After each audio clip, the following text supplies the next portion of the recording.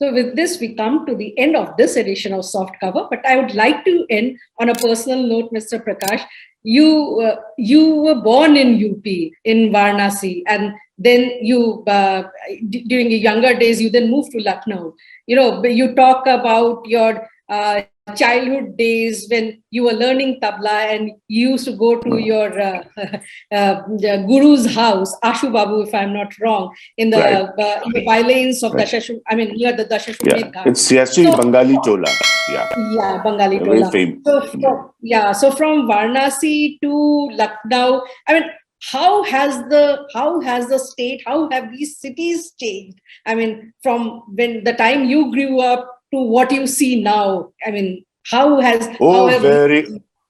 is one of the most important questions you've asked.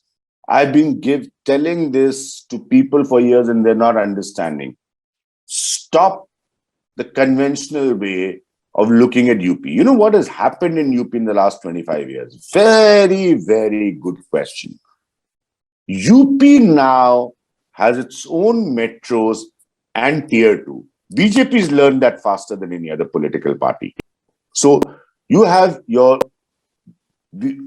own metros of Uttar Pradesh, the UP big cities, and you have loads of tier 2 cities, which is not the case 25 years ago.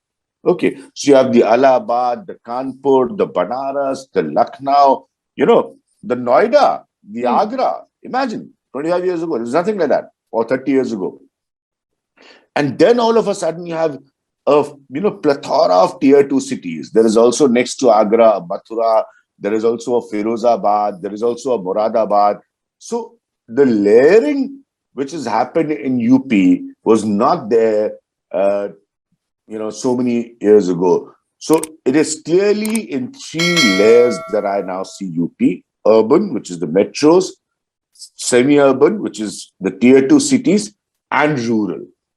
So any development or any socio-political change of a strategy has to be based with this realization, because a lot of these places have grown by themselves. It is not that governments it is just a change. It's just a social change that has taken them to a different level. And obviously, 30 years ago, that was not the scenario. So now you have 3 layers. As I said, UP has its own metros. You see about 10 cities. You can call them metros.